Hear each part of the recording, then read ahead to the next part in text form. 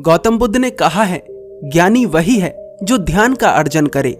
जो ज्ञान का अर्जन करता है वह विद्वान हो सकता है, ज्ञानी नहीं। अर्जन करने का अर्थ है किसी कार्य में लगना। जैसे कोई धन अर्जित करता है, कोई ज्ञान अर्जित करता है और कोई ध्यान अर्जित करता है। ज्ञान बासा हो सकता है लेकिन ध्यान हमेशा ताजा होता है। ध्यान का स्वभाव ही ताजा है। ज्ञान वो है जिसे हम किसी दूसरे से सुनते हैं और ध्यान वो है जो हमारी खुद की अनुभूति होती है। गौतम बुद्ध ने 3 महीने का वर्षावास पूरा किया।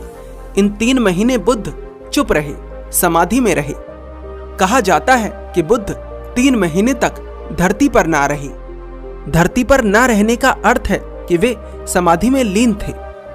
गौतम बुद्ध को ऐसा करते देख लोगों के मन में प्रश्न उठते थे कि बुद्ध एक आत्मज्ञानी है और फिर भी उन्हें ध्यान करने की आवश्यकता क्यों पड़ती है। परंतु बुद्ध के द्वारा किया गया कोई भी कार्य बेवजह नहीं होता था। उनके हर कार्य के पीछे उनके हृदय की करुणा छिपी होती थी। 3 माह के बाद जब बुद्ध अपनी गुफा से बाहर आए तो उनके स्वागत के लिए मनुष्यों के साथ साथ देवता भी उपस्थित थे। मनुष्यों ने देवताओं को देखा और देवताओं ने मनुष्यों को। मनुष्यों को तो विश्वास ही नहीं हुआ कि बुद्ध के स्वागत के लिए देवता आए हैं। बुद्ध अपनी समाधि के दौरान देवताओं को उपदेश देते थे और इस बारे में बुद्ध अपने भिक्षुओं को बताते भी थे, पर भिक्षुओं को विश्वास नहीं आता था। पर आज देवताओं को देखकर सभी को विश्वास हो गया था। सुनने में थोड़ा विचित्र भी लगता था कि देवताओं को उपदेश ये कैसे संभव है, परंतु इस घटना के बाद सभी को विश्वास हो गया था। बौद्ध ग्रंथ कहते हैं कि बुद्ध 3 महीने तक स्वर्ग में रहे और उन्होंने देवताओं को उपदेश दिए। बुद्ध अपनी गुफा से बाहर निकल रहे थे। देवता और मनुष्य उनके स्वागत में खड़े थे। बुद्ध के एक शिष्य ने आगे बढ़कर बुद्ध का स्वागत करा और कहा, बुद्ध, आज से पहले ऐसा दृश्य कभी नहीं देखा। केवल मनुष्य ही नहीं, आज तो देवता भी आपके स्वागत के लिए खड़े हैं।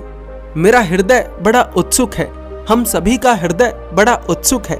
इस घटना के पीछे का राज क्या है, कृपा कर बताएं। बुद्ध बोले, संबोधि सबसे बड़ी घटना है, इसके आगे कुछ भी नहीं। देवता भी इस घटना के लिए तरसते हैं। जो धीर ध्यान में लगे हैं, जो परम शांति के पथ पर हैं, ऐसे लोगों की स्तुति देवता भी करते हैं। कुछ आवश्यक बात, जो लोग देवता शब्द बार बार सुनकर परेशान हो रहे हैं, उन्हें यह समझना चाहिए कि मनुष्य सबसे ऊंची कोटि नहीं है। जिस प्रकार मनुष्यों के नीचे जानवर आते हैं, ठीक इसी प्रकार मनुष्यों के ऊपर देवता आते हैं और देवताओं के भी ऊपर बुद्ध आते हैं और बुद्ध से भी ऊपर वो आते हैं जिसमें बुद्ध को भी विलीन हो जाना होता है। इसे आप पंच तत्व कह सकते हैं, शून्य कह सकते हैं या फिर ईश्वर कह सकते हैं। बुद्ध हो जाना ईश्वर हो जाना ही है, पर शरीर के स्तर पर नहीं। शरीर के स्तर पर व्यक्ति को विलीन होना ही होता है, चाहे वह साधारण मनुष्य हो या बुद्ध। देवता का अर्थ है संभावना। देवता का अर्थ है हमारी ऊंची तरंगे। सत्य केवल उतना ही नहीं है जितना हम जानते हैं। हमारी जानकारी के अलावा भी बहुत सारी बातें सत्य हैं जिनके बारे में हमें कुछ पता भी नहीं। मनुष्य चौराहा है, जिसे भी बुद्ध होना है उसे मनुष्य की अवस्था में आना पड़ता है, चाहे वह जानवर हो या फिर देवता। चौराहे का अर्थ होता है एक ऐसी जगह, एक ऐसी स्थिति जहां से कई रास्ते खुलते हों, जहां से कई रास्तों पर जाने का मार्ग हो।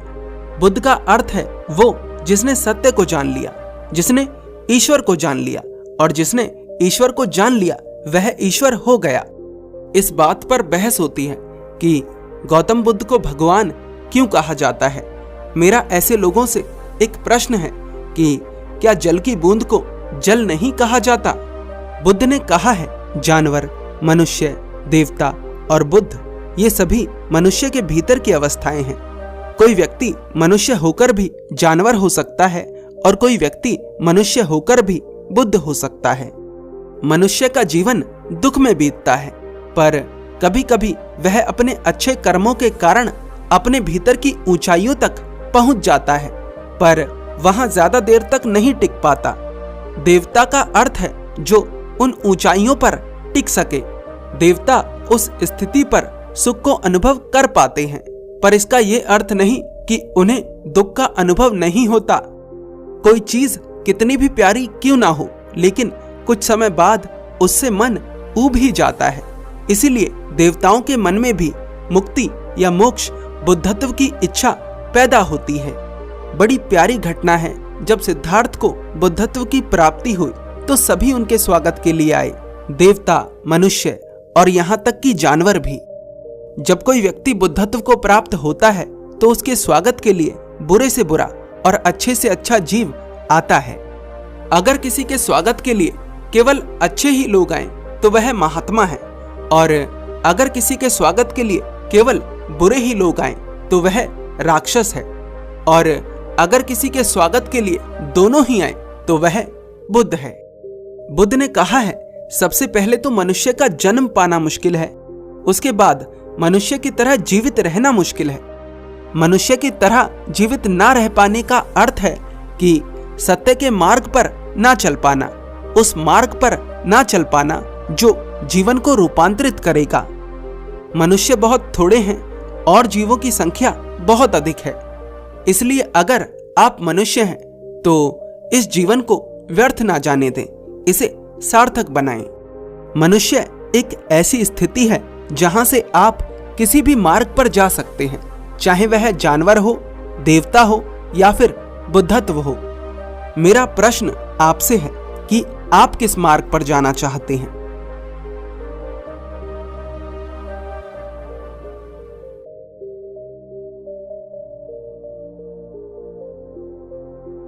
एक समय की बात है, बुद्ध अपने कुछ भिक्षुओं के साथ आलव्य नगर आए। जब आलव्य नगर के लोगों को बुद्ध के आगमन के बारे में पता चला तो सभी ने बुद्ध को अपने घर भोजन के लिए आमंत्रित किया। आलव्य नगर में एक निर्धन व्यक्ति भी रहता था। जब उसे बुद्ध के आने के बारे में पता चला तो उसने भी बुद्ध के प्रवचन सुनने की इच्छा जताई। प्रवचन सभा का आयोजन किया गया। अगले दिन सुबह सुबह बुद्ध प्रवचन सुनाने वाले थे। उस निर्धन व्यक्ति के मन में बड़ी प्रसन्नता थी कि अगले दिन उसे बुद्ध के प्रवचन सुनने का अवसर मिलेगा, परंतु दुर्भाग्य से उसी रात उस व्यक्ति के 2 बैलों में से एक बैल खो गया। उस गरीब का सहारा वे 2 बैल ही थे और उनमें से भी एक खो गया था। पूरी रात वह अपने बैल को खोजता रहा, परंतु उसे बैल नहीं मिला। सुबह हो गई और प्रवचन सभा का समय हो गया। उसके सामने एक धर्म संकट आकर खड़ा हो गया कि प्रवचन सुनने जाए या अपने बैल को खोजे। बैल उसकी रोजी रोटी थी, उसके बिना जीवन यापन करना उसके लिए असंभव था, और बुद्ध के प्रवचन सुनना भी उसके भीतर की एक गहरी इच्छा थी। इसलिए उसका हृदय टूट रहा था और उसे 2 विकल्पों में से एक विकल्प चुनना था, या तो प्रवचन सुनने जाए या फिर अपने बैल को खोजे। उस व्यक्ति ने दूसरा विकल्प चुना और वह अपने बैल को खोजने के लिए निकल पड़ा। पूरे दिन भूखा प्यासा वह गर्मी में अपने बैल को खोजता रहा, पसीने से लथपथ हो गया। बड़े प्रयास के बाद उसे उसका बैल मिल गया। बैल मिलने के बाद वह भूखा प्यासा ही बुद्ध के दर्शन के लिए निकल पड़ा। वह व्यक्ति अपने बैल के साथ बुद्ध के पास पहुंचा और उनके चरणों में गिर पड़ा। बुद्ध ने उस व्यक्ति की दशा देखी और सबसे पहले भोजन मंगवाया। उसके कई बार मना करने पर भी बुद्ध ने उसे भोजन कराया। भोजन कराने के बाद बुद्ध ने उस व्यक्ति से उपदेश की 2 बातें कही। कमाल की बात यह है कि उन थोड़ी सी बातों को ही सुनकर वह व्यक्ति श्रोतापत्ति फल को उपलब्ध हो गया। श्रोतापत्ति फल का अर्थ होता है जिसने वास्तव में बुद्ध को सुन लिया हो। बुद्ध को सुना तो बहुत से लोगों ने है, पर जिसने हृदय से सुना है वही श्रोतापत्ति फल को उपलब्ध हुआ है। बुद्ध ने इससे पहले ऐसा कभी नहीं किया था कि बुद्ध ने पहले किसी को भोजन खिलाया हो और उसके बाद उसे उपदेश दिया हो। इसलिए इस घटना की चर्चा बौद्ध भिक्षुओं के संग में होने लगती है। यह विषय इतना बड़ा बन गया कि सभी भिक्षुओं ने मिलकर बुद्ध से आग्रह किया और इस विषय के बारे में जानना चाहा। अपने भिक्षुओं के आग्रह पर बुद्ध ने कहा मेरे प्रिय भिक्षुओं, भूखे पेट धर्म नहीं, भूखे पेट ज्ञान को समझा नहीं जा सकता। भूख के समान कोई रोग नहीं। भूख सबसे बड़ा रोग है, संस्कार सबसे बड़ा दुख है। ऐसा यथार्थ जो जानता है वही जानता है कि निर्वाण ही सबसे बड़ा सुख है। भूख सबसे बड़ा रोग इसलिए है क्योंकि जब पेट खाली हो तो सारी चेतना पेट के इर्द गिर्द ही घूमती है। जब शरीर भूखा हो तो चेतना ऊंचाइयों पर उड़ ही नहीं सकती। यह बिल्कुल ऐसा है जैसे पैर में कांटा चुभ जाए तो हमारा सारा ध्यान उस जगह पर ही चला जाता है जहां पर कांटा चुभा है। हम चाहकर भी अपने ध्यान को वहां से हटा नहीं पाते। इसी प्रकार जो व्यक्ति भूखा है उसके लिए उसकी प्राथमिकता उसका शरीर है। उसके लिए ध्यान और ज्ञान कोई अहमियत नहीं रखता जब तक उसका शरीर भूखा है। जीवन जीने के 3 तल हैं, तन, मन और बुद्धत्व। पहले तल पर व्यक्ति अपने शरीर की जरूरतें पूरी करता है, रोटी, कपड़ा, मकान। दूसरे तल पर व्यक्ति अपने मन की जरूरतें पूरी करता है, संगीत सुनता है, गीत गाता है। और तीसरे तल पर व्यक्ति ध्यान साधना में उतरता है। मेरे प्रिय भिक्षुओं, वह व्यक्ति सिर्फ भूखा ही नहीं था, वह व्यक्ति अंदर से भी भूखा था। उसके भीतर ज्ञान की भूख थी। वह खोज रहा था बैल और सोच रहा था प्रवचन के बारे में। उस व्यक्ति ने एक बार नहीं सोचा कि पहले भोजन ही कर लूं, बुद्ध तो बाद में भी मिल जाएंगे। उसके भीतर की भूख इतनी गहरी थी कि वह भूखा प्यासा ही मेरे पास आ गया। उसका कुम्हलाया हुआ चेहरा उसके भीतर की भूख को साफ दर्शा रहा था। मैंने उस व्यक्ति से कुछ थोड़ी सी बातें कही और उसका पेट भर गया। उसके भीतर की भूख समाप्त हो गई। मुझे आज तक हजारों लोगों ने सुना, पर वास्तव में मुझे उसी ने सुना जिसके भीतर वास्तविक भूख थी। उस व्यक्ति के भीतर वास्तविक भूख थी, इसीलिए वह वास्तव में मुझे सुन पाया और उसका पेट भर गया। उसकी भूख मिट गई।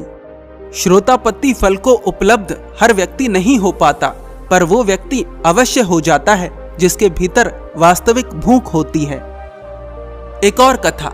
राजा प्रसन्नजीत भोजन भट्ट था। उसकी सारी चेतना जैसे जीवा में थी। उसके मन में हर समय भोजन भोजन और भोजन ही चलता रहता था। और जहां भोजन ही भोजन चलेगा वहां आलस भी आएगा, और जहां आलस आएगा वहां नींद आएगी। इसलिए राजा प्रसन्नजीत हर समय आलस और नींद में लिप्त रहता था। वह इतना भोजन कर लेता था कि हमेशा बीमार सा रहता था। हमेशा चिकित्सक उसके आगे पीछे लगे रहते थे।